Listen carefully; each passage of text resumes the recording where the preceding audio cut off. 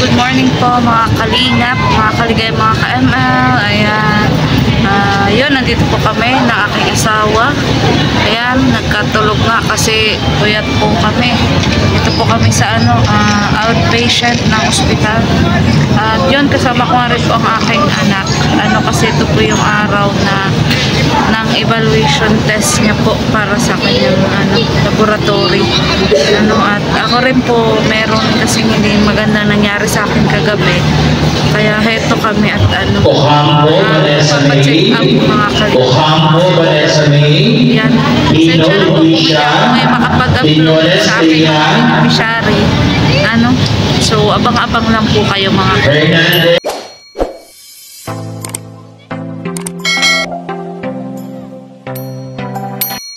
Ngayon, kinakabahan ka na eh. Bakit? Minor, kay Sir Guard. Ba't ka kinakabahan? Numarino, kay Sir Guard po. Huwag kang kabahan. Nandito mambaga kami ni Papa mo. Yes, Papa mo, antok pa yan. Antok ka pa? Ha? Pasensya ka na. Tayo ay hindi makatulog na ayos. Kasi kagabi nga po, bigla po kami napasugod dito rin sa ospitalan. Kasi tumaas po yung aking baby. Tapos ngayon nga schedule nung ng anak ko ng evaluation test. Huwag kang iiyak ha. Kaya mo yan. Yan, pangit. For today's vlog na po ay kakain po muna kami ng aking anak. Hindi pa nga po kami tapos mag-asikaso nito mga papeles na kailangan. So, tanghali na po kaya kakain po muna kami. At yung asawa ko nga po, si Kalingap Tata, doon pa po sa loob. Sa akin kinunot eh. Kinunot na naman. Yan. So, yun. Grabe ang pagod mga Kalingap. At kailangan nga po natin magtiis. Kukuha ka na ng dugo. Ready ka na?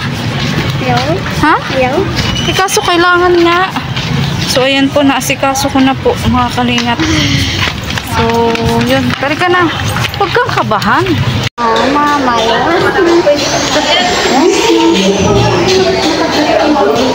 Papasukin nyo na po yung pasyente sa pangalawang pinto. Doon daw. Sakto. Hali na. Ito? Nakalabas na tayo. Mabilis lang. Alam na. Nakaka-stress sa loob, ano? Oo. Hindi niya kaya. Hindi niya kaya talaga. Nakaka-stress po sa loob. Ayan, yung anak ko kinunan din ng dugo. Ano, Nay? Na. Kagat lang yun ang langgam. Para pala tinurok din dating anti-rabies. Ganun lang. Gusto na umuwi. Ni Mona? Oo. Katakot? Oo nga. Tapos, babayaran daw nila lahat ang gastos sa hospital. Magpunta pa pala kami sa magpa-x-ray pa yan. Doon Saan? Doon sa Vicente Isabel. Takot nila yung, bali na yung magtakot. Oo nga.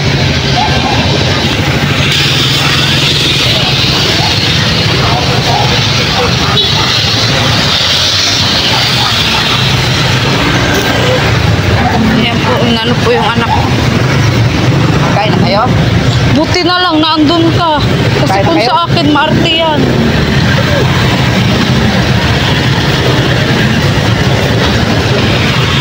Kain na kami, kayo na lang. Ha? Kumakain pa daw siya. O kumain ka pa ulit.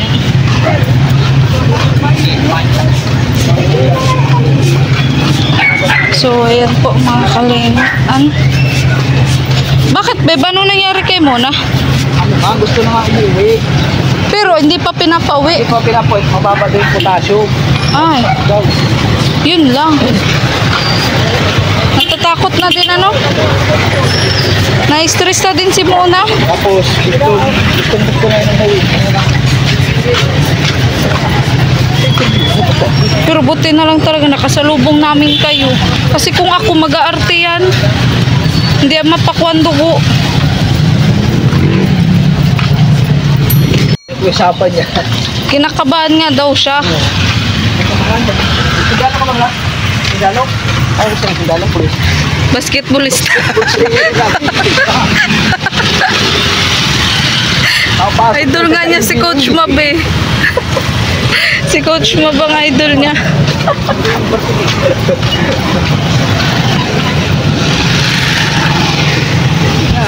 Pabili agad sa tray. Paano naman pagkalo ka?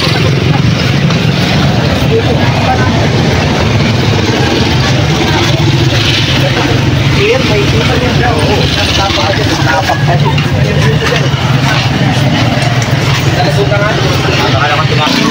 Bakit ano bang nangyari kay Mona? Nangyari sa'yo? Kay Mona? Hindi ko natakot talaga ako to. Kasi naalala ko kung may blood ako kagabi paano ang anak ko. Lesson learned sa ito. Kaya nga. Huwag ka na kumain ng baboy. Hindi ako sa baboy mahilig. Alam mo kung saan? Sa kanin. Oo, dapat kumain. Matipid ako sa ulam. Grabe ako sa kanin. Yun yung sarap yung gusto. Katakot talaga ta. Akala ako ma-stroke na ako kagabi. Wow, one cup lang yung kinakain. Kanin yung tungkol talaga.